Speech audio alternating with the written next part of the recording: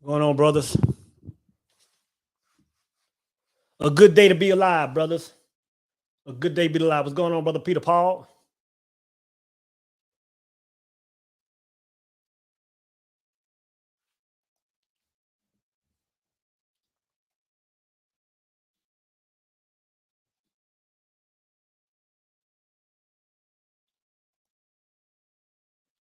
Brother.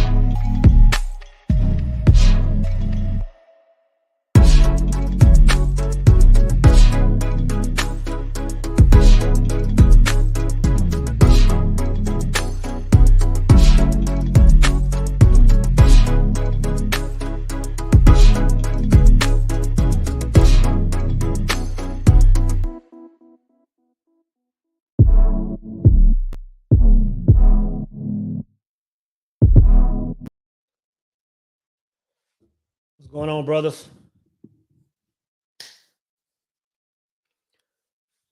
It's a good day to be alive, brothers. And like I'm always saying, man, God, the Most High, Allah, like whatever you want to call that source, man, that source is good, brothers. That source is good, man. What's going on, brother T Dub? That source is good, man.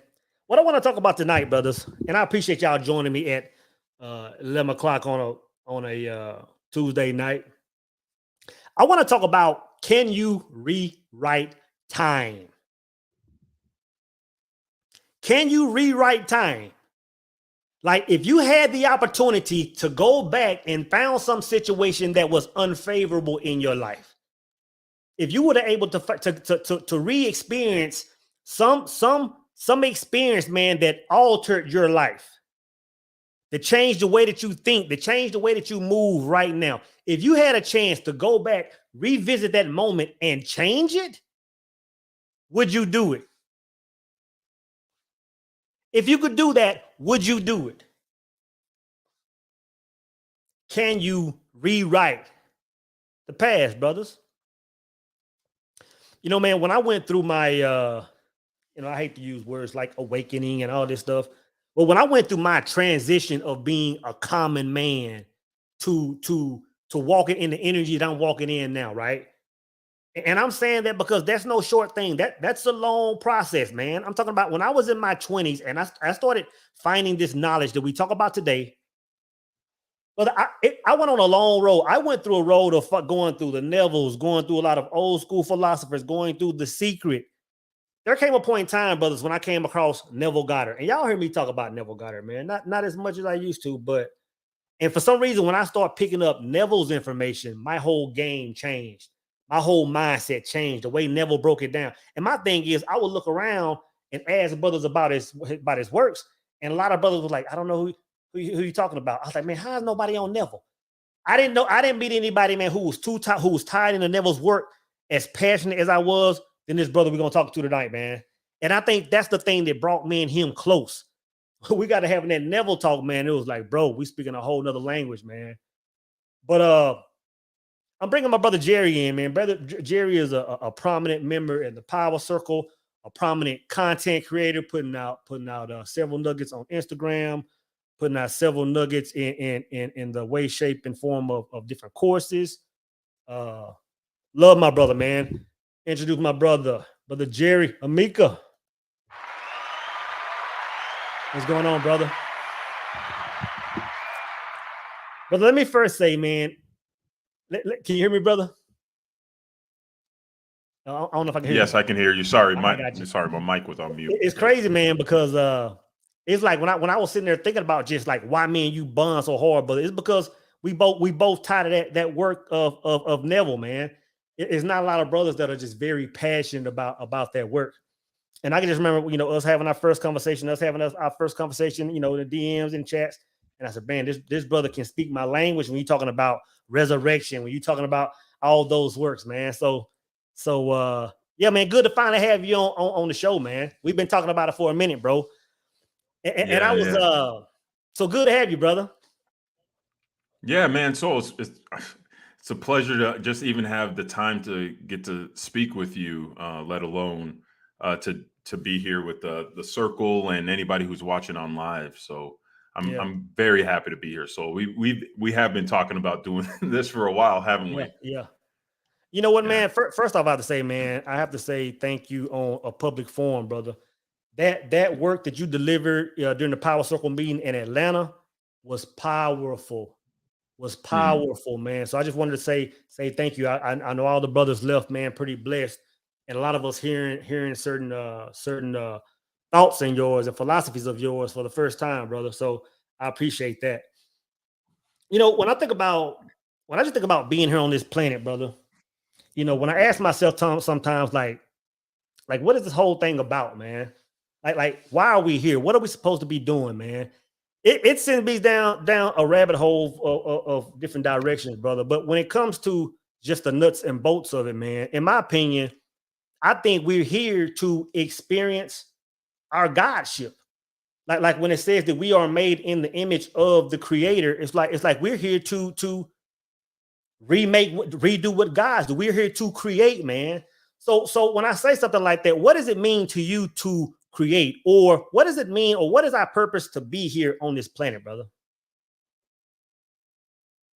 Well, I've come to know that at least my purpose, if not others, is to learn who I am and learn my relationship with others that I'm with. It's for us to know who God is. Mm-hmm. Who he actually is, not what our opinions are of him, but I think, and this is possibly why it was like Neville that did it for me. He was the first one to really not only say that God came down into man so that man could come up to God. And I had never, it's in scripture, but I had never really heard anybody say that. Mm-hmm.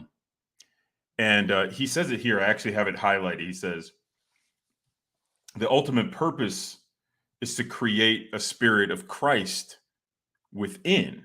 Mm-hmm. So we already have Christ within, but it's for us to become aware of that, mm-hmm. actually become aware of that. Yeah. Mention that, man. So like the stuff that, because our content really is, we cover a lot of the same things. When it comes to like a person understanding what creation is, or understanding what the process of creation is. What would you say if you had to pull a number out? What would you say the percentage of the population that is aware that we are consciously creating? If you had to pick a number out of that, what percent would you say that is, man? Mm, that it's aware that we're consciously creating. That are aware that we are consciously creating our world. 20%. Say 20%, And man. I know Because that, yeah, yeah. what you saying, The bro? reason why I say 20% is there are people who know that we're conscious creators and don't want us to know that we're conscious Yeah, creators. Um, and then there's conscious creators but don't know how to articulate it. So you wouldn't necessarily know that they're a conscious creator. yeah, Um, and then there's teachers, yeah, and you have your apostles, your prophets, and your teachers and all yeah. that. So And the yeah. reason I asked you that, brother, the reason I asked you that is because, like, when I go to the grocery store, like I go to the grocery store pretty much every day. It's like my outlet. That's how I get out the house, man. That's how I breathe. And it's almost to the point, man, where I can see, going from here to my grocery store, which is a couple of miles down the road. You come out a couple of minutes drive, walking around the store, interacting with other people, man. And I can feel the people that are here and don't really understand what's taking place. I understand. In other words, this is what I mean. Like, there are a lot of people that are responding to this world. Like, we're waking up, man, and we're stuck in traffic, and we're getting our mood based off of that. We're waking up, we're watching the news, we're waking up, we're just observing the world, and we're basing what we think our future results will be based off what we're seeing. Like, I Hmm. think, and I'm pretty much what you're saying, man. I think 20%, of course, in my opinion, I think on the high end, but I think about 20% are aware that we are creating, and that we definitely have that power to create whatever future we want to talk about, or Hmm. want to create, man. But the thing is, sometimes I think about what it's like to not understand that. And brother, it's Hmm. painful. And I made a statement the other day, man. I said, man, I would rather not live. I would rather not even be alive than experience this world without understanding what my energy is capable of, what I'm able to create. Because you're not living alone, you're not living at the same time, man. I mean, you're not really living a life. So I was gonna ask you, man, like, what do you think the barriers are of people getting to that point? What do you, Jerry and Mika, think that people need to cut out? Like, if they hear what we're saying, if they're saying, "Are you telling me there's another way to think, to live, to create?" What thing would you recommend people to stop or start doing to tap into that world, brother? The the one thing I would say that people should do, that I would recommend, this is what I recommend to any of my clients. In fact, I was on a call with my client, one of my clients earlier today, is silence. I know Mm, you talk about it all the time, so but to really remove your awareness and your attention away from the habitual thoughts that are running in your mind. Um, because what happens is, we could talk about childhood and peer pressure and all this stuff, but really what's going on is there's just a habitual story playing in your mind, and so you attach uh, your awareness to it. You the individual, you attach your awareness to it, and then just start assuming you are those thoughts. This is who I am, and so yeah. boom, boom, boom, boom, and Let you're me in that mode. let me ask you this.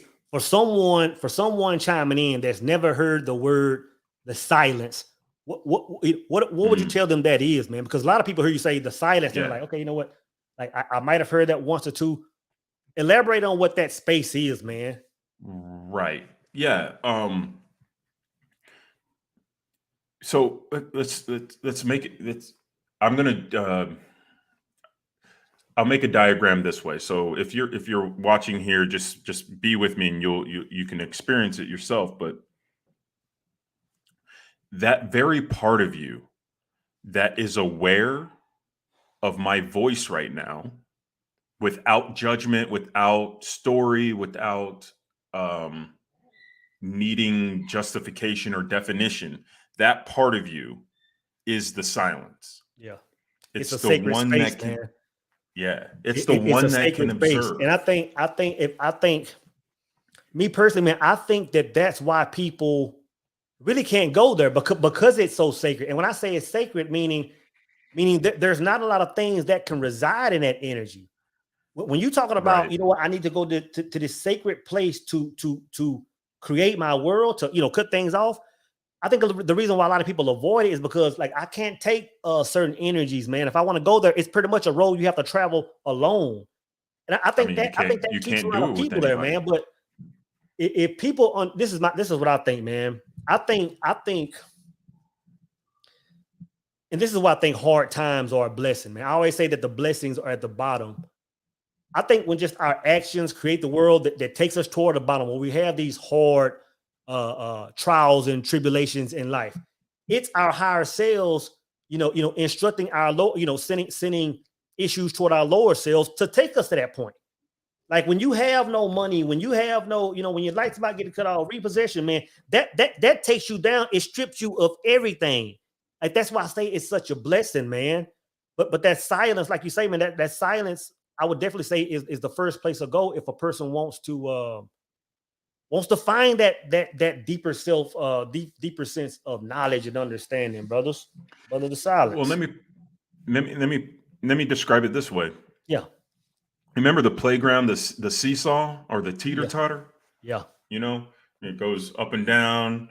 You have your fat friend on this end, and your skinny ass is on this side, and yeah. it's like it's off balance, right?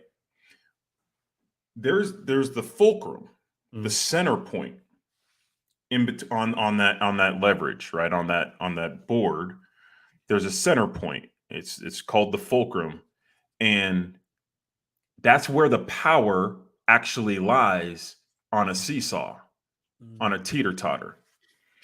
If you put all your weight here, all the balance is gonna go that direction. If you put all your weight here, all the balance is gonna go. But still, none of it matters if there's no power center. mhm, mhm, There has to be a center point. It's the most still, non-moving part of that creation, of that piece of engineering. There's a board and a triangle. This triangle is the center point. mhm, If you are balancing on this teeter tatter and you put all your balance on this weight, or on this side, if you move it closer and closer to the center, mhm. the balance balances out. You understand what I'm saying? Yeah. Now, this is the same thing with us when we move through this world. If we're not centered in that stillness, in that awareness of being, everything else is out of balance. Mhm. Things are just going to be constantly just Yeah. janging because it's not balanced in the center. Now, notice if you're on one end of the seesaw or the other end, the thing is still going to go up and down, meaning there's that power center is always at play. You said it another way, whatever it is that's going on with you, your center is always there. That Yeah. stillness it's always there. There's Yeah. nothing you can do to get rid of it. There's nothing you can do to lose it. Yeah. It's always there. Now, Thanks, bro. most people don't know about this. Even successful people, a lot of successful people don't even know that about this center point, right? But if you can learn to tap into this and practice knowing your stillness, knowing that you aren't there, that you aren't here, you're actually in that center point, Mhm. and you start operating from that center point, everything out here balances out automatic. But Facts. if you're out there trying to balance everything out, scratching, clawing, literally balancing your financial reports and doing Facts. this, and you're stressing out there and talking to that person, you're just like this. Yeah. Why can't I find the balance? I'm doing all the Exactly. things to do the balance. I listen to Solo Mortal every week. I read Bob Proctor. I do all these things. I'm not finding the balance. It's because you Mm. haven't found the stillness within yourself. Facts, You bro. talk about it all the time. So sanctum sanctorum, right? Facts, bro. Hey, So that's to answer your question. yeah, I love that, brother. I love that. So I was thinking about, man, we often talk about certain works of Neville, going back to Neville, man. And I can hear a lot of stuff from the brother on YouTube, but there's one thing that I never hear a lot of people talking about, and that's revision. and that's revision. You know, and I've read it, I've skimmed over Neville's writing, but I've never heard anyone break revision down like I heard you break it down one time, man. And there's definitely what I wanted to focus on tonight. Because when you're talking about understanding revision, you're literally talking about rewriting the past. You know, and it wasn't until, and again, like I say, I'd skimmed over that before, but it wasn't until having a conversation with you, taking that whole philosophy and then applying it to, you know, mentally applying it to different time events in my life. And I was like, oh, like, brother, this is huge. This is huge, man. So I really wanted to go into revision tonight, brother. So just in a nutshell, man, explain to the people what revision is, man. So revision, it's a concept that Neville Goddard brought to light back in the day when he was doing lectures, and he's actually said in a lecture that if there was one thing that he hopes to be remembered for, it would be for this I don't know, do you call it technique or just way of being? But it's called revision, and what it is, essentially, what I've come to know about revision, it's forgiveness. It is the ultimate way of forgiving your past, your present, your future, all that stuff. Revision. It is, let's put it this way. It is what the Bible means by giving beauty for ashes, joy for mourning, right? It is the way to look into your mind's eye, all those memories, all those stories, all the things that you believe to be true, and literally revising, changing the vision, a new vision of what occurred. Because doing in your mind's eye right now doesn't go into the past. It doesn't just recede back there. It actually goes to the future. So if you're having a memory or a thought, or you're just imagining something that happened 5 minutes ago, 10 minutes ago, 10 years ago, you're not just thinking on those things and be like, oh yeah, that person did me wrong. No, you're imagining you're being dealt wrong now, okay, and that goes into the future. Okay, I get it, brother. I love it. Let me ask you this though. This is what I'm trying to understand, so you can break it down. Let's say a man grew up just in a, let's say, not so favorable condition. Let's say for whatever reason his mom and father weren't in his life. He grew up in foster homes. He went through certain experiences. He transferred schools every 2 years all over the country, going from family to family. He doesn't really understand what a home life is like. He doesn't really understand what it looks like for a man to have a wife or a wife to have a husband, what that interaction looks like. He's never had any sisters and brothers. And now he's 21 years old. He's stepping into the world. And between 21 and 27, he's understanding that a lot of things that he's gone through in his life, he's understanding that all those trials and errors and hard times has cultivated him into the man that he is today. Now he comes to the understanding that, you know what, due to me having all these things, whatever you want to call them, trauma, PTSD, whatever, it's creating my future. And now I hear about this revision thing. I hear about the works of Neville. I hear Brother Jerry online breaking this down. What should that man do to revise his situation? I'm looking right here in chapter 4 of Awakened Imagination by Neville Goddard. It's called The Pruning Shears of Revision. And he says, you must take pleasure in revision. You can forgive others effectively only when you have a sincere desire to identify them with their ideal. So you have this rough past. You were abused, traumatized, parents weren't there, whatever it is. You don't have the only memory you have of yourself and your relationships with these people in your mind right now is negative. Your memories of your past, as real as they were, as much as I probably won't condone the actions and all this stuff, what you're to do is to actually go back there, go back to that vision, that memory that's so vivid for you, and ask yourself, how would I have rather this gone? Yes, I know everything that led up to today is what got you to where you are. Yay, great, you're here. But you still have that memory. What you do is you go back, you ask yourself, how would I have rather that gone? I would have loved to have a full happy family. Strong masculine father, strong feminine mother. That would have been the ideal.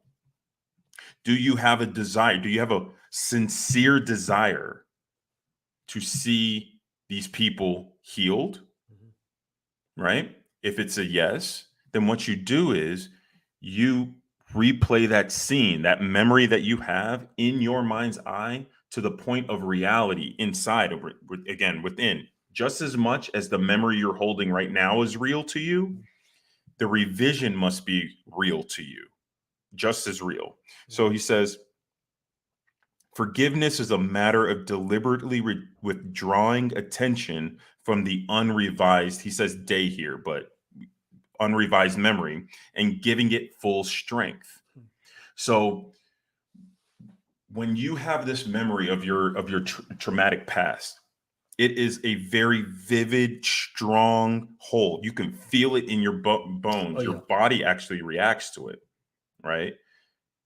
If you can go back to that memory and replay it in a way that's beneficial, that's mutually beneficial, what you will do, your body actually will react. You will feel the relief or whatever it is. That's what I was thinking about, man. I was thinking that it really pushes it back to when Neville is talking about the mood, because that's really when you get down to the nuts and bolts of it, that's really what it's doing. Is saying, you know what, you need to shift your mood.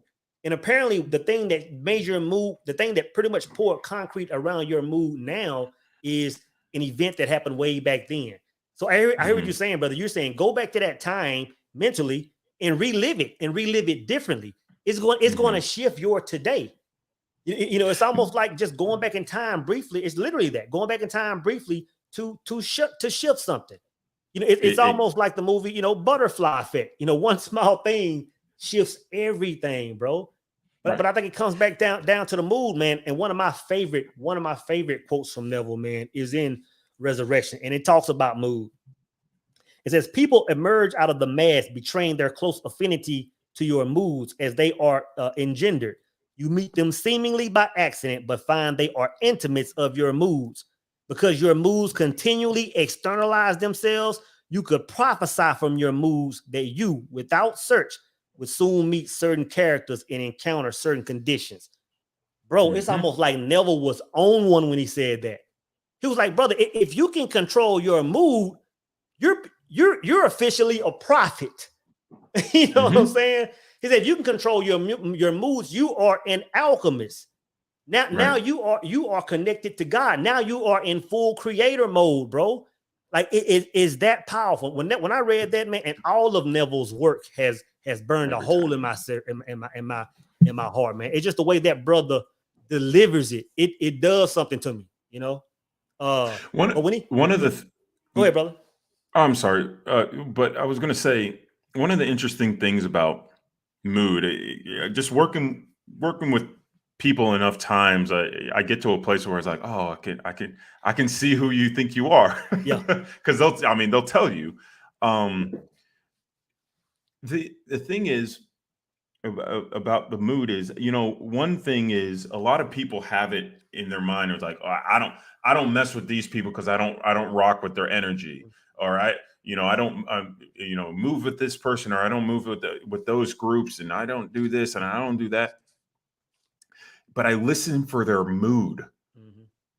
They haven't actually let go of their memories of those people who are troubling them. Facts. And guess what that does? That stays in their mood. They think they've moved on. I kind of wrote about this earlier. You think you've moved on. You haven't moved on. That's still back there. That thing, you now just, all you've done is suppressed it. Yep. And then you'll walk around, you'll go 5 years in the future and you'll run right back into that same thing again. Yeah. that same attitude of other people. Oh, I don't mess with those people. I don't mess with Facts. those. No, it doesn't work like that. It doesn't work like that. Everybody and everything shows up in our life because we called them. Nothing shows up.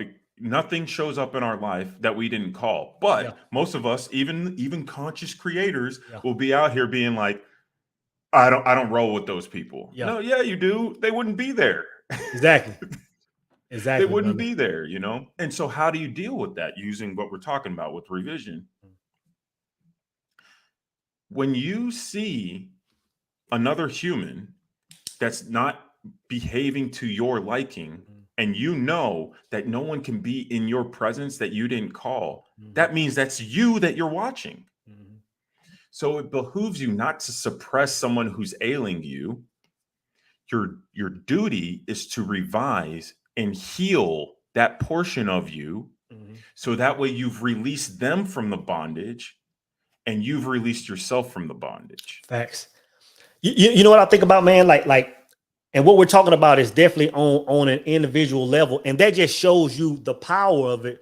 But when you take this same thought, when you take this same philosophy and scale it to like a whole people doing it, then when you talk about slavery, when you talk about, like, again, it's easy to see it on an individual level and understand its power.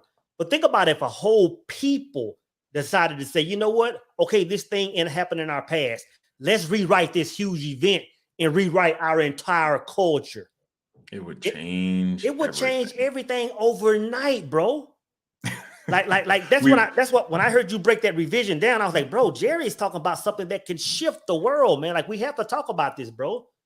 Yeah. When we talked about that, it again, this is, so I have to be careful. I'm not a utopian. I'm not lost in the whole idea of social justice or anything like that. Yeah. That said, I'm a Black man in America. I know the stories that we've been told. I know the stories that we believe are true. And I see the fruits of those beliefs, and I see the fruits of those stories. Yeah.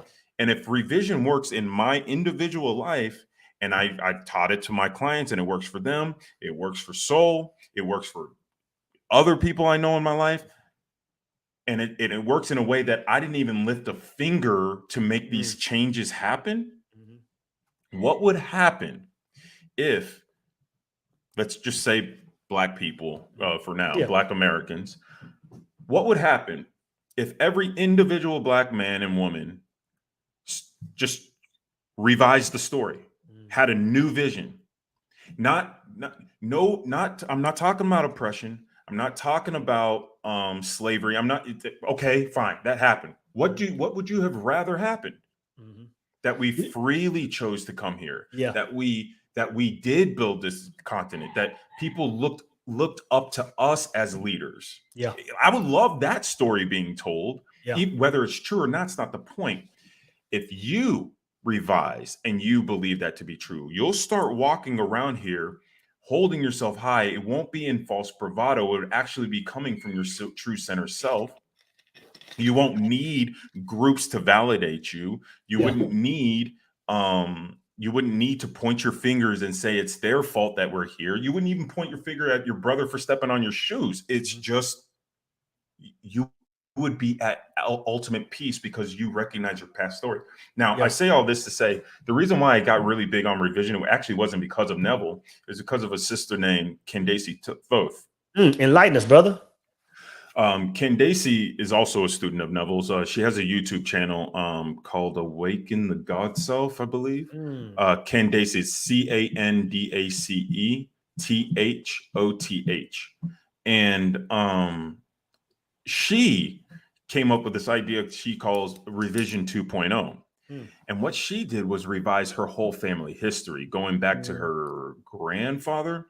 And what she did was, so she grew up in St. Louis, in the lower tax bracket and all that, with the big family. And so she grew up poor, going to Ross and all, the thrift stores and all that type of stuff. And the way she tells the story, she revised. And what she did was she started imagining she grew up in a lavish home, and that she came from a line of entrepreneurs that own land. Hmm. And as far as she knew, that's just not true. Like, her parents always struggling. No, there's no proof of that being, but she ended up revising and telling that story to herself. I think she said it a month or so later. You have to go check out her YouTube channel. But I a month have or to. so later, Just listen to you talking about it. I'm like, bro, I got to go tap into this. yeah, we'll find the link and put it in the description. Yeah. But she goes and finds that or a couple weeks later, her dad was gifted some land in Ghana. I was like, what? That's Great. huge. That's huge. That's huge. Gifted, didn't pay for it. That's huge. Right? And then she shares, then she's like hanging out with her dad and they're talking and blah, blah, blah. And then out of nowhere, he's just like, oh yeah, granddad used to have own a parking lot, and people used to pay him to park in downtown St. Louis. She was like, what are you talking about? I never told you about that. Yeah, that's totally true. Wow. She's like, I've never heard this. A couple weeks later after that, her mom gets a what do you call it? Not a promotion, not a promotion, gets a raise without the promotion. So gets more money and doesn't have the increase of so it's literally shifting her world right around her. It's literally changing her world in real time. The whole thing is non-linear. So this whole life is non-linear. I hear you say that too, man, and I just say, and I keep going back like that to be broken down individually like that, man. I love the power of it, but in my mind always scales that same situation. And I think about again, just for example, let's say black people go back to the time, and a lot of people don't understand this time existed. Like when I talk about pre-92-ish, I'm talking about a different kind of Black America. I'm saying we literally went from walking around being black and proud and safe and looking out for our brothers and sisters and wearing medallions. Like, if I say that to a group of people now, they will think I'm lying. They'll say, no, man, we never operated like that in masses, man. Even in poverty situations, we still had love for one another. It was just a different world, man. And in my mind, I say, man, it would be nice if we as a people could go back to that time. Right before Menace to Society hit us, right before Boys in the Hood hit us, and right before NWA, and everybody was rocking that. It was a thing then. But if we could go back to right before that and fix that, brother, the world, like you say in that same example, the world would transform around us. It would transform around us, man. Menace to Society, in a way, that's a form of revision right there. They gave us a vision of what it was like in the 70s that may or may not have been true. That story could have been told in so many different ways. Yeah. And that's the story they told us. And I bet you 100,000, 300, blah, blah, blah bucks that there was some gentleman in the same situation growing up in the hood that went to Vietnam and came back and took care of his family without getting on drugs. I can guarantee. How do I know that? Because you grew up in I grew up in the 80s. Mm-hmm. We grew up in the 80s. There were plenty of veterans, that did well. Now, I'm not, again, that's political stuff, and you can talk about masses and all that stuff. But the story you're sharing is funny because an economist that I follow, his name is Thomas Sowell. Mm-hmm. He says the same thing about the 50s. And he'll say, man, I grew up in Harlem, no air conditioning. You would sleep out in Central Park, and it was no big deal. But then the 60s happened, and civil rights movement and all the protesting, all this stuff, take the parents out of the home, all that type of stuff. And you can see this decline. And every time I hear somebody, say these stories about what happened in the past, and man, if we could just go back, I'm like, what's preventing you from seeing that now? Yeah.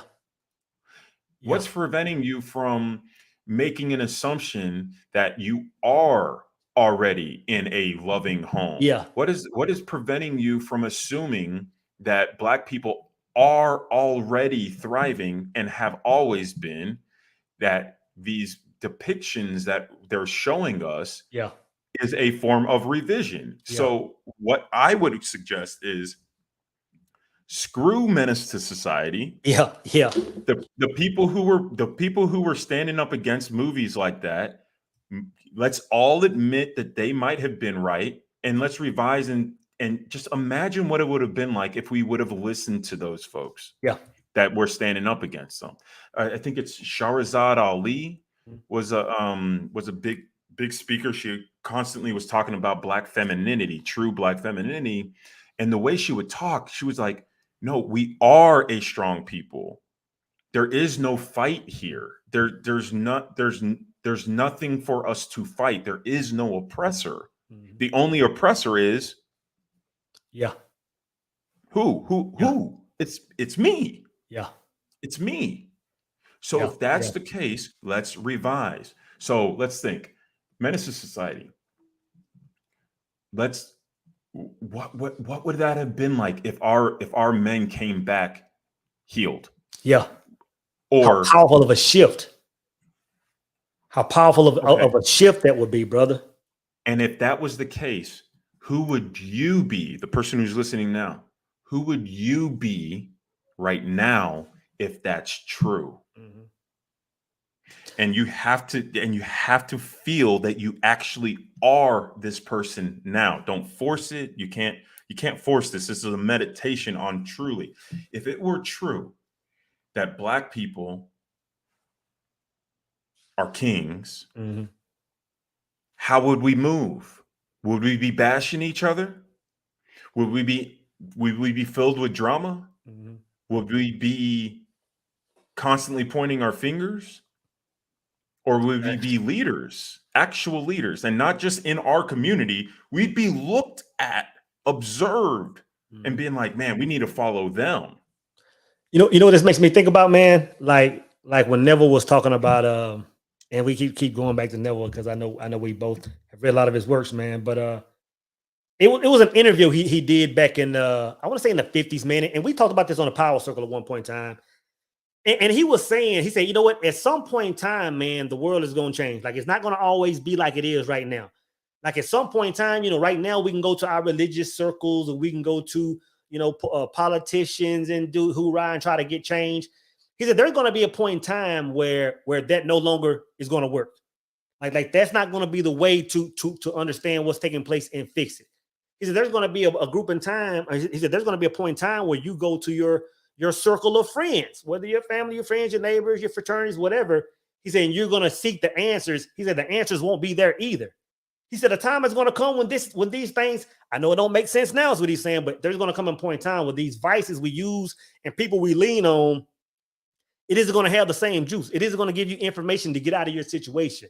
He said, when that time comes, the only thing a man can do is go within. Like there is nothing else to do. And to be honest, bro, I'm not saying that the world has gone to hell in a handbasket, but the world is moving in such a way now that if you aren't quarterbacking your life from the inside, brother, I can't even imagine what that would feel like.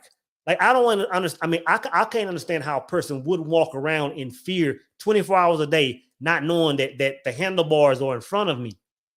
I can't imagine what life would be like not knowing that I'm creating this, brother. It would be a scary thing, man. So a lot of us, you know, a lot of I think our awareness, a lot of our mission, because you know, when I'm listening to your lives, a lot of our mission is just to wake people up to that.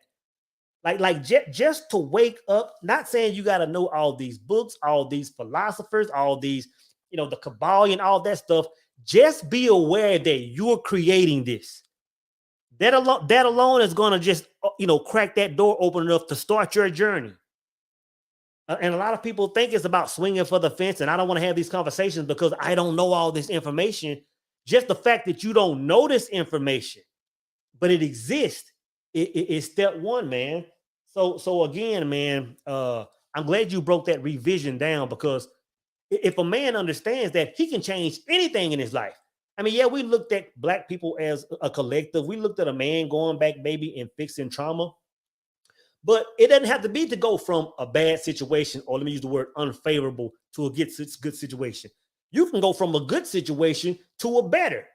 You can say, you know what, this is how I moved to get my last job. And this last job got me $120,000, $150,000. But what if I revised that and I walked in the energy of a person that was a 7-figure earner? Like now I can go from good to better. So it's not all about going from bad situations to good. And I think that's the beauty of it, man. It's like when a man understands that, he can fully quarterback his life at that point. Mm-hmm. And I think, man, and cut me off to chime in, brother, but I think that's really the true definition of freedom. Yeah. Like once a man and this is why I say that, because once a man understands that, it doesn't matter what his current situation is like. The fact that he knows that opens up doors. Like when I always go back to my bottom, and I hate talking about it at this point because I'm so far past it. But when things were so low, the moment I understood that I understood that my situation was what it was because I created it, my situation wasn't even bad anymore. It's like, okay, it's bad, but now that I know I created it, it looks like crap, but I'm lit because it's mine. And like it always says, if I understood that I created this, now I know I have the power to create whatever, man. So that's my definition of freedom, man. Just that knowledge and awareness of creation. Yeah, I mean, you sound just like Neville. He says in one of his lectures, the true freedom. He talks about, it's like 1968, and he's talking. I'm just assuming there's people protesting all the time. It's 1968, summer of '68, and he says, "Today we celebrate the birth of one who freed, who is said to have freed the slaves. In a couple of days we'll free the one who supposedly freed us from the British crown. But yet we have people out here with placards saying freedom now, freedom now. But they don't have the one true freedom, which is knowing who they are. Yeah. They're over here. Well, I like how you call it the one true freedom, knowing who you are. Yeah, Facts, bro. like, because you could be out there, and I mean, we just went through it 2 years ago, right? Yeah. People, random guy, no one's ever heard of, right? Gets killed, rest in peace, sir. But he dies. We're showed multiple angles of this one thing, and then we're told that it's this is what happened. And now everybody runs out into the streets talking about freedom now, free us from this oppression, do all this stuff. And I'm like, who are you asking? Who are you asking to free you from your oppression? The same people who oppressed you? Yeah. That doesn't make any sense to me. Yeah. It's like, what are you talking about? Crazy, stop man. It. You're out of your mind. You are out of your mind. Let's go and protest to the corporations that are feeding us this junk. Yeah. Let's go protest to the government that keeps taxing us. Yeah. We keep protesting and voting for the same things. And I'm over here. I swear, I feel like I'm the only one who's like, I remember a conversation I had with a group that I was a part of back then. And we all got together, to do prayer. And they were like, oh, we got to do something. We got to do something. We got to do something. And I was like, no, we don't. They were like, what do you mean we don't? I was like, the only thing we have to do is revise. Yeah. They're like, that's not going to do it. It was like, why do you think, and I'm going to ask you guys the same question again. Why do y'all believe that going to the people that supposedly are the ones keeping you shackled is going to free you? When we can look at our past, we all, doesn't matter if you're on the left or right, everybody keeps saying the same thing. These people keep messing with us. Why don't you start seeing it differently? You don't need to go for a handout. You don't need to go protest. You need to stand in your God energy. You need to go back home to God, ask him to take care of it, and you go about your business doing what it is that you can do. I want to read. I want to read what Decortis put, man. Brother Decortis McFadden, member of the Power Circle. Thanks for showing love, brother. Brother Decortis said, "Hey, what's up, Decortis?" Brother Decortis said, questions, brothers. To rewrite your situation, will it help to go back to the location where the situation was created? What are your thoughts, Jerry? Physically, no.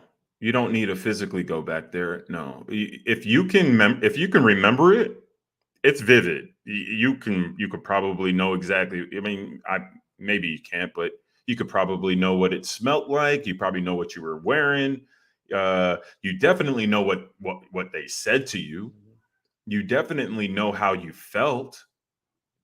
You know, the big revision that I did was when my dad beat me. I'm not going to get into the story, but he beat me to the point to where it's like, fuck this dude. And I didn't realize it, but I was holding on to that fuck this dude story like for many years until I revised. And when I was revising it, because it was such a like when it comes up, it's such a memory. There I am running away from this man, running up the stairs, and my mom cuts me off at the pass. I turn around, boom. Next thing you know, home dude's just pummeling me. Home dude, my dad. It was just his birthday the other day. Happy birthday, pops. And here I am in my imagination, and I'm watching him do it to me. And I'm like, whoa. And then next thing you know, I go into my body, into my younger self's body, and I stand up. And I said, no, man, I know this isn't cool. And we hash it out, and it plays out the way I wanted it. Whereas it's like, obviously I did something that triggered him, right? So he went into rage mode. So let me revise that actually we communicated clearly. Yeah. Guess what? Guess what, Soul? My dad and I communicate clearly today. It's wonderful. That's wild, bro. That's a beautiful thing, man. That's a beautiful thing. I have a slightly different spin on that question. I agree with you. Like, I'm gonna read the question again. Brother Dakota said, questions, brothers, to rewrite your situation, will it help to go back to the location where the situation was created? And I agree with Jerry 100%. Like it's all taking place in the mind. So is it necessary? No. I think it's in the mind. So if you can recreate that situation, you're there. But I'm gonna tell you what happened to me, man, some years ago. And I'll say that I didn't see this coming, but this one thing assisted in me really just healing over the fact that my father wasn't there for a while. I'm gonna tell you what happened, bro. I was working in East Texas. I was working for oil and gas industry, and Carthage, Texas, to be exact. And there was this brother I was crossing paths with in the oil field. And every time I saw his face, I was like, I know him. I don't know his name. I don't know nothing about him, but there's a connection between me and him. I saw him 3 or 4 times. And one day we were just talking. And he said, hey, man, is this your mom's name? Is this your sister's name? I said, oh, he knows me. You know what I mean? Carthage, Texas, small town. He said, yeah, man, my name is this. And I couldn't remember his face exactly, but when he said his name, it all started coming together. I said, yeah, I remember when I was young in church. I mean, I was what I would say seems like 3, 4, 5 years old. He was describing it to me. And I said, yeah, I remember that, man. And now I remember you in a sense. And he said, yeah, man, that old church is still standing. And in my mind, I didn't even know that church was in that city, right? I knew it was close by. Long story short, his still standing, and this is how you get there. So it's like a Tuesday evening, noon, like church is closed. So I go to this church, and on the outside, it's freshly painted, but it's old and it's wooden. I'm in the middle of the country, nothing but pine trees. And I'm looking at it. I said, man, this place really does nothing for me. Like, I don't know, I would love to see the church where my dad was teaching that he showed me, but it's doing nothing for me. Tuesday evening, Wednesday evening, right? I go up to the church and open and twist the doorknob. The door comes open and I walk in, brother. There are no church pews Some of the ceiling is falling down. Some of the windows are fogging. You can tell the outside looks fresh, inside looks 30 years old, untouched. But I guess they're in the process of rebuilding it. Anyway, I walk up to where the pulpit would be, and I look at this back wall, this wall that would be right behind where the choir sings, and this what used to be a cardboard picture that was ripped in half. But I saw a fraction of that picture, and instantly I was taken back to 5 years old in that church. Just from seeing a small piece of that image, it brought the whole room to life. And me having gone there and experienced life with understanding back at that 5-year-old plan, brother, when I came out of that, I had a deeper level of understanding about life and things I've gone through it and appreciated the good and bad in it. So I said all that to say, like, I agree with you 100% that you don't need to be there because it's all mental. But if you go back to a place where something happened, there's still going to be a frequency there. You know what I'm saying? Like there's going to be a vibration there, because a vibration that I experienced in this church in the middle of nowhere, I didn't even know it existed. Right. But it brought everything to life, man. I said, how can I see this small piece on the wall and relive this whole room, bro? So that's a powerful question, man. That's a good question, brother Decartus. Hearing your interpretation of his question, that's without a doubt true. As you share that story, there was a dream, or at least I thought it was, for the longest time. It was like this. I thought it was like this spaceship, but I'm like crying. My uncle's in the driver's seat. I'm like, don't take me there. Don't take me there. That's the dream in my mind. And then 1998, my mom and I, we go to visit our family in Nigeria, and we're headed back to the States, and we're driving up, and all of a sudden I'm just like flooded with that dream. I'm like, what is going on? And I'm still here in the 3D. Yeah. And the airport is starting to like rise up, and I'm like, this is my dream. I've had this memory of the airport, and it turns out that when I was 5, I didn't want to go. I didn't want to come back to America. I just wanted to stay in Nigeria. And so, like, basically, I was having this traumatic situation. Wow. That was basically them ripping me away from my cousins and family members in Nigeria when I was 5 years old to come back to the States to go to kindergarten. And but it's like how it all because in my mind, I'm dreaming about aliens and not wanting to be abducted and stuff. No. I just didn't want to go to America. Yeah, that's wild, man. That's wild. But to answer Decartus's question, or to touch on what Decartus is bringing up, is I mean, smells.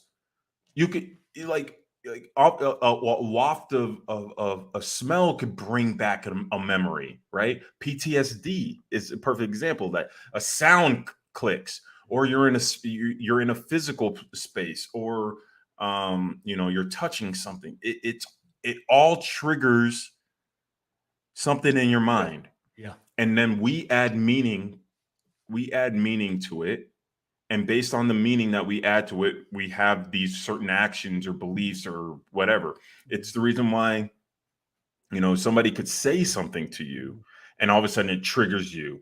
And then you got to go, and then because you're triggered and you're in a habitual state now, you're going to go grab that bottle, or go grab that green, or go pick up your phone and distract yourself, or find the hub, as you like to call it.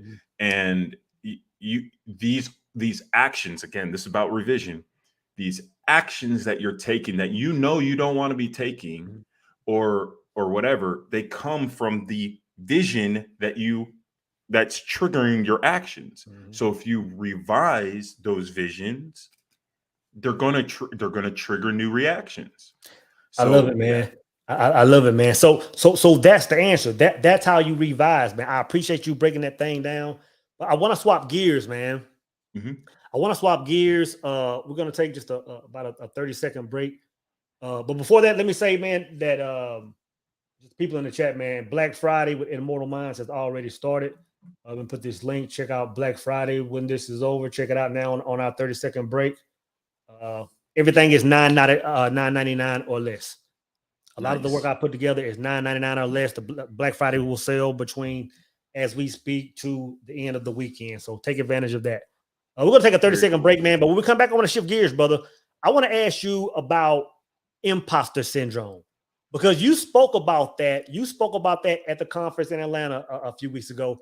And I'll be honest, I may have heard that before, but when you said it, I was like, let me write this down because I don't recall ever like that was new to me, man. So when we come back, man, I really want you to break down what imposter syndrome is, and just kind of briefly tell us the different kinds it is, man. So we'll be right back, man. Here in about 30 plus seconds, brothers.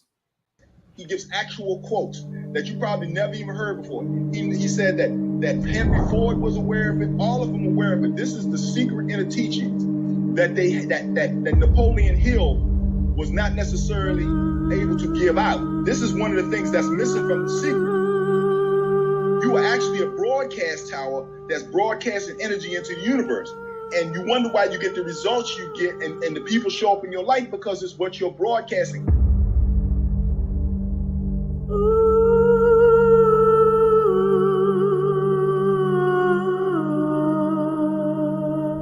It took me the longest out, when things weren't going my way, I was like, you know what? There's something I'm not doing. And I was trying to figure out what that thing was. I would go to these books and say, you know what am I not doing? What do these people know that I don't know? What do I see people that are succeeding? Like, what do they know that I don't know? And that was for the power circle. For you brothers that are in the power circle, man, it is a powerful energy. Group of brothers, man, like-minded brothers that are focused on being better men, better husbands, better fathers, just better beacons on this planet. Better beacons on this planet. And the thing is, the power circle, man, the rate that's currently available at $39.97 to get in. That rate is only available for another, I want to say 9+ days. On the first, that rate will be gone. It will be gone forever. Once you lock that rate in, that rate is yours forever. If you have a young son past coming up, once he gets of age and you've gone and done other things, you can pass that to him. It's a long term, as long as the power circle exists, membership, right? So go ahead and lock that in as low as you can, as soon as you can, brothers, because again, once it goes up, that price is gone forever. But Brother Jerry, like when you spoke on imposter syndrome, that was new to me, man, and it was very eye-opening. And I believe that everybody in that room could definitely identify with one, if not multiple, aspects of imposter syndrome. So for somebody that's never heard of that, man, what would you say that it is? What imposter syndrome is? It's a psychological pattern that we tell ourselves we don't deserve the accolades and positions that we get. So, for example, if you get promoted in your job, you might have it in your back of your head that that you don't deserve it, and that and because you believe you don't deserve it, you act out in certain ways that burns you out. So you might typically imposter syndrome comes to those that have that are high achievers. Like they can nail goals, or they're getting promoted, they get awards, high achievers, but they have an internalized idea that they're a fraud and they don't deserve it. So give me an example. So the perfect example, I'll just share from my own experience. This is a long time ago. This is when I was back in college. I was working at a Mexican restaurant, a Tex-Mex restaurant in Nacogdoches. 903. Yeah. Shout out to East Texas. Shout out Casa Tomas. It's a college town. You know how college towns are, partying, this, any other. Well, Casa Tomas was like the spot to work at. Like the best tips, the coolest waiters, coolest bartenders in the small town type of thing. And if you got a job, if you got the job there, man, you were doing pretty good, cool in the social hierarchy. Even though I didn't really pay attention to the social hierarchy, I just wanted to work there and be amongst cool people. Well, I get to work in there, and I'm moving in excellence. So like you would teach us to do. I clean. Y'all say that this is how we break down the kitchen. I'm gonna break down that kitchen exactly how you told me to. Well, that's how I moved. It wasn't an issue. It's like I didn't think anything of it. Shoot, I'm just happy to be here. Like, these guys actually brought me on board. Yeah. That's literally what's running in my head. It's like, I can't believe they hired me. Okay, I got to step it up. I got to, do these things. About 2 or 3 weeks after working there, the owner of the restaurant, he's hanging out in the bar. I had just finished doing my breakdown, and I come into the bar to hang out with folks. And Mr. Renfro, he brings me up to where he's sitting. He's like, "Yo, Jerry, come sit down." And I'm walking over, and he's like, she stops everybody in the bar. Stops everybody. He's like, "You all need to meet Jerry. He's the new guy here. This guy, I've never seen anybody work as hard as this man." Really? And I'm standing there, I'm sweating bullets. I'm like, what the fuck is this guy doing? Yeah. I'm just doing my job. I'm just showing up. I'm just showing up. I'm not trying to be known. Superhero. I'm not trying to be nobody's superhero. I'm not trying to do any of that type of stuff. And they are seeing me up here. I'm seeing myself down here. And I don't have it in my mind that I'm actually can ever even get up there. That's heavy. But my actions that I was taking is what they were recognizing. But the reason why I was taking those actions is because I felt like I was an imposter. I needed to prove that I'm not like some dude who doesn't deserve that job. Yeah. Right. So I would do things that would end up burning myself out. Right. So which was like overexerting myself. Like, I could have just exerted myself, but I overexerted myself. But they recognized that as excellence. In my mind, I recognize it as just don't fuck this up. You understand what I'm saying? Yeah. How do you overcome that? How do you recalibrate that? Because I'm listening to you explain that, and it seems like if you stay in that energy long enough, you will start creating that new reality. Whereas you were on that high horse, but if you aren't understanding what's really taking place, like, why would you see yourself lower? Like, you have to correct that at some point in time. Well, so I mean, I use that as an example, but it shows up in so many different ways. As you say, it's like the way you do one thing is the way you do everything. Yeah, the way you do one thing is the way you do everything. So that's a powerful thing, though, brother. Just that it's really just like an unrecognition of self.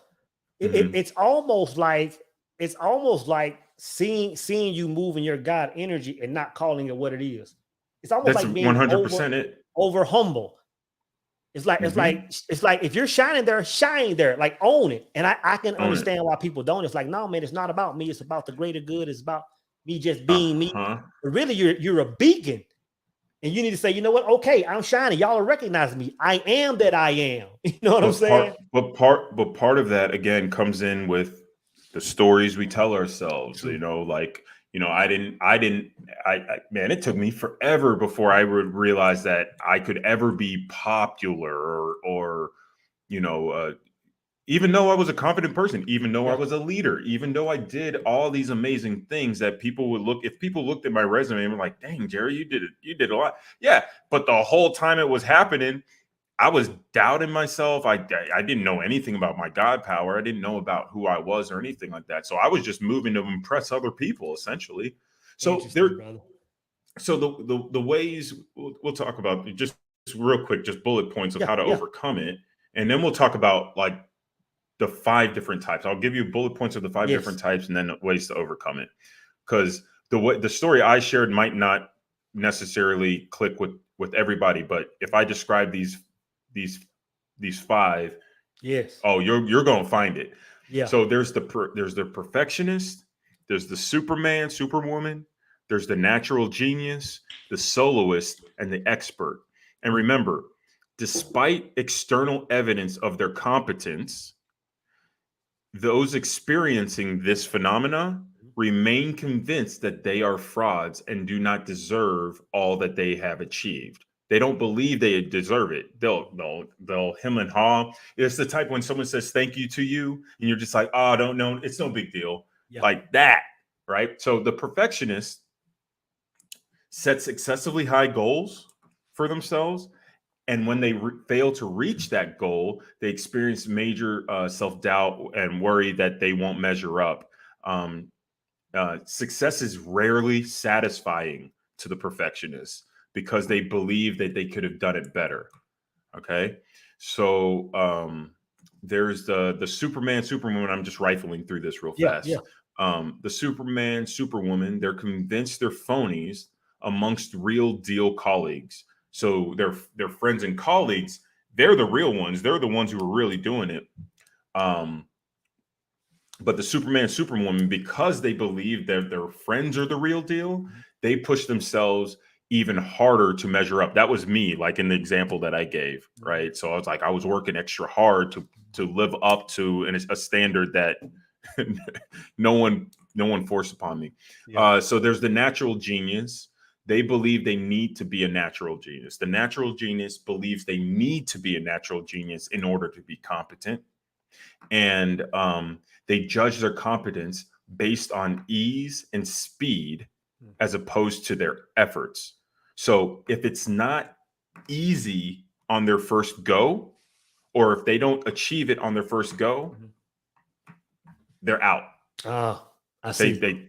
I'm a failure, and they'll struggle through the whole project. Yeah. There's no persistence on their part.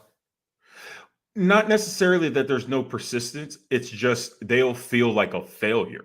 They'll still achieve the goal, just the whole time, because they didn't nail it the first time. They'll feel like crap the whole process. I see. Right. So like they'll still achieve the goal because they're a perfectionist. Yeah, But, I see. Yeah.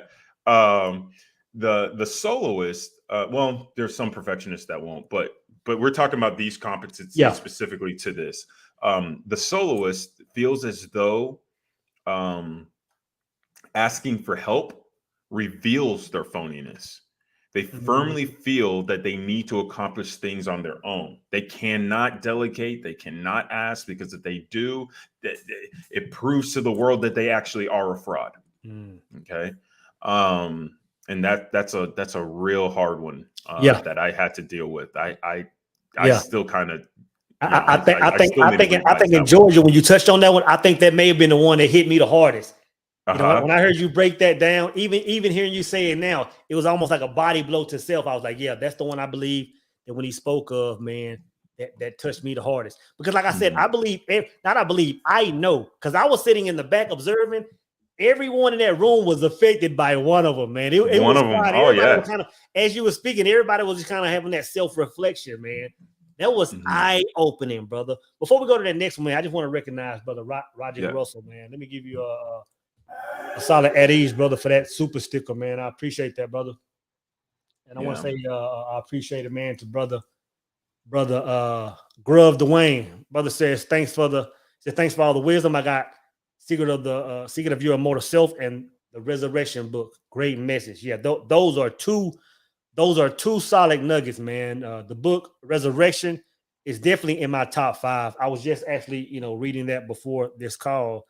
And Secret of the Immortal Self. I stumbled on that book, brother, some years ago, and probably held on to it for about 4 years, on the low end, 4 years before I said, you know what, let me sit down and open this book up.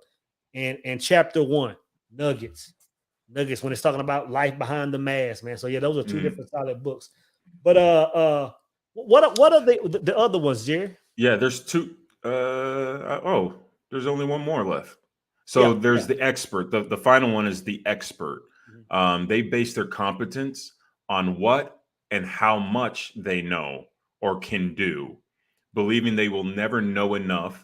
They fear being exposed as inexperienced or unknowledgeable. So these are your bookworms.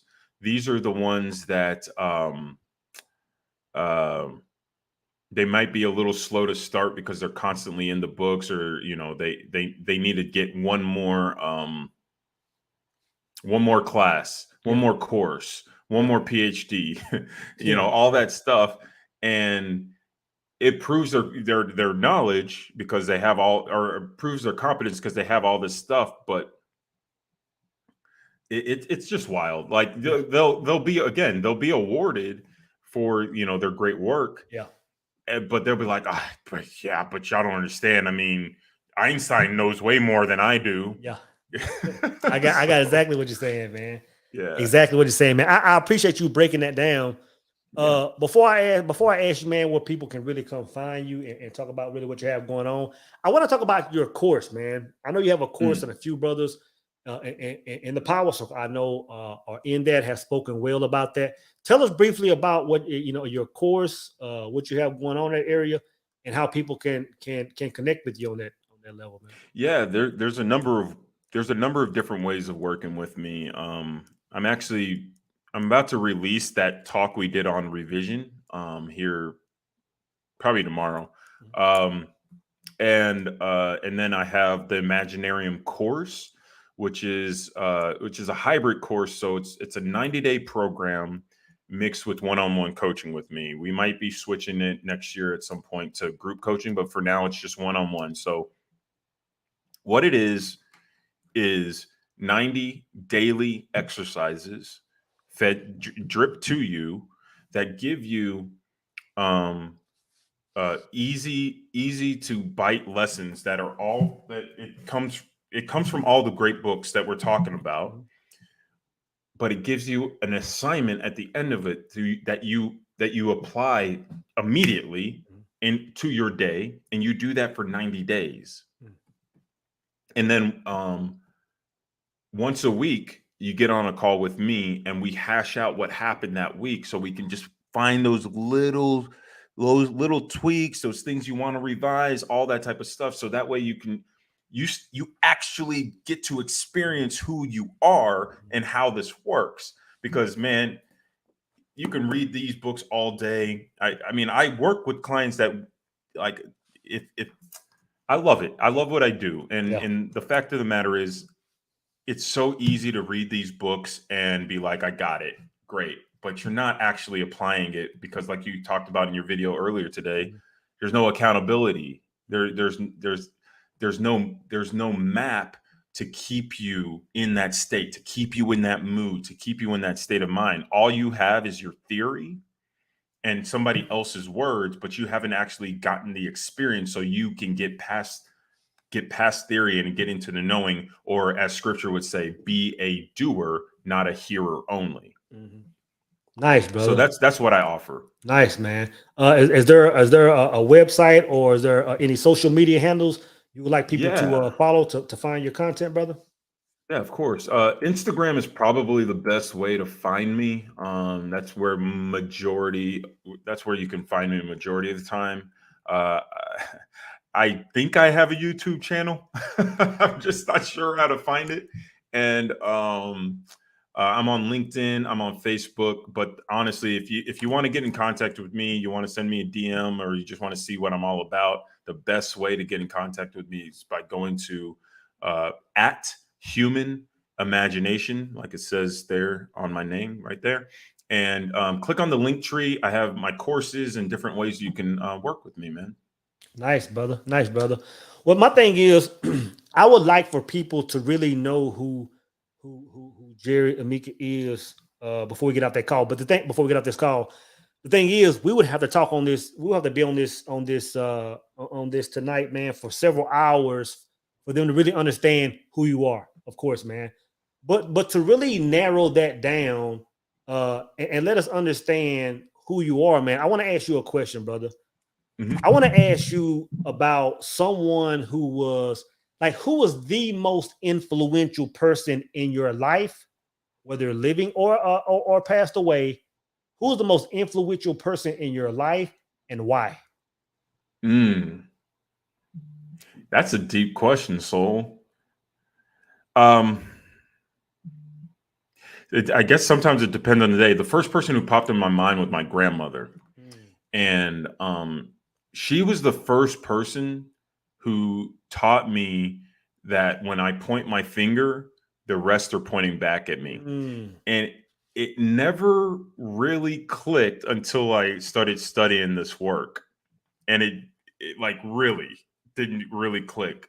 But yeah, my grandmother, even though she passed away in the early 90s, my my memory of my grandma is just so vivid for me sometimes, or it's just she was always I always got in trouble, man. So, Dang, yeah. she was always putting me in my place. Yeah. And but she was just such a lovely woman. She taught me about respect, like respecting elders. Um she taught me about like simplicity of life. Um and just I don't know, she was just such a lovely woman, for at least from my memory. And yeah, for sure her. And then I have to say, I don't know how to really say this, but Neville, Yeah. I feel you, brother. I listened. So someone who's y'all, do you know who Joe Dispenza is? Yeah. Yeah, he studied Neville, and in fact, it's because of Neville's teaching that Joe Dispenza got his healing and went on to do this work. I did not know that. Huh? I did not know that. I think he's only mentioned it like once, and I think about it, I'm like, man, your teacher is amazing. Yeah. Right? Can you drop his name every now and again? I don't know. Yeah, it wasn't I feel that you on that. impactful for him. I feel that, Maybe it but wasn't that the impactful. same. I could say the same thing about like when you listen to some of the old Reverend Ike. Mm, Like I heard Reverend Ike, man, for several times. I would be sitting with my grandmother, man, and have the televangelist on TV, and I will see Ike and others, man. And I never heard Ike say nothing about Neville. But when I listen to it now, listen to some of those old recordings in the 80s, and he's talking about Neville. He's saying, go read a book by Neville Goddard. I'm like, bro, we had the game back then. mhm. Like we just, we would hear those guys talking about abundance and prosperity, and we would shun it. We're like, no, Mhm. that's not right. So a lot of those brothers were just, unheard, man. But Yeah. I'm glad to hear that your grandmother had that much of an impact on you. Man. I know Huge my impact, grandmother- man. I think about that. I remember when she told me that. And I'll share the story real Mhm. fast. I'll never forget it. I'm swinging on the swings with my brother Yeah. and two of my neighbors, the Blakeleys, and we're just having a good time. And I still to this day cannot figure out how this woman heard this. She was in the house, and my friend asked me, "What's your grandma's name?" And I say my grandma's name. This woman comes out like boom, like right here. She's just like, "How dare you say my name? I am your grandmother." Really? Literally. Really? And I'm like, what? I was like, and I go, he, right? Yeah. I go, he asked me to what your name was, and Yeah. I told, and as soon as I don't even think I finished the sentence, she slaps me and she goes, when you point your finger, the rest are pointing back at you. Of course, I didn't grab that because she slapped me, but it stuck. The seed was planted.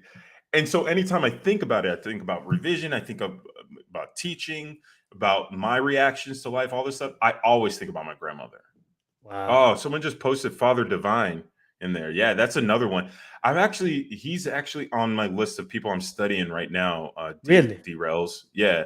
Not studying right now. He's on my list to study. Father Divine, he has a YouTube page. He has a few books. You can find him. He's from the 1920s. He would have been in the era of Marcus Garvey and stuff. He was, man, that guy did some powerful teaching. Really? Now, he also kind of started a cult too, but that small part of. Yeah. Well, so it was more like this, I should say, because the way it was for Father Divine was he knew we were divine, and he started his organization, and he would like feed people, teach people about who they are, all this type of stuff. But he was like, if you're going to be in my organization, though, you have to abstain. And so he wasn't actually able to grow his organization because they couldn't have kids. Yeah. But but his legacy actually lived on for a while. Like I would even I'd even argue that it's perhaps possible that Ike might have even studied a little bit under him as well. But yeah, he would have been in the era of Marcus Garvey. Who else? Probably the honorable Elijah Muhammad would have probably been around at that time. That type of stuff. I see. Yeah. I see. You're a special shout out, man. I'm really into all these teachers of the old, man. I'm like, man, they got such good nuggets. That knowledge is a beautiful thing when it comes from that place, man. Let me give brother Grove Dwayne a shout out, man. Appreciate that super chat, brother. He says, being forced to stop driving trucks until my next DOT physical. I decided to write an ebook, which is almost complete. I truly believe this opportunity came for a reason. I can agree with that, man. In some way, shape, form, or fashion, brother, you created that. Like all you have to do is continue to move, man. Things that are happening around you are part of your thoughts realizing. So I agree with that, man. You have anything you want to add to that, Jerry? I don't. I just want to say congratulations, man. And yeah. I love the one thing I appreciate is the fact that you decided to invest your time wisely, whereas most people would probably sit on their thumbs and not put to action what they are holding on to in vision. Facts. Well, brother, I want to say, man, thanks again for coming on. I want to say again, thank you for the words that you blessed us with in Atlanta. Thank you for the words that you're always blessing us with in the Power Circle, the amazing lectures.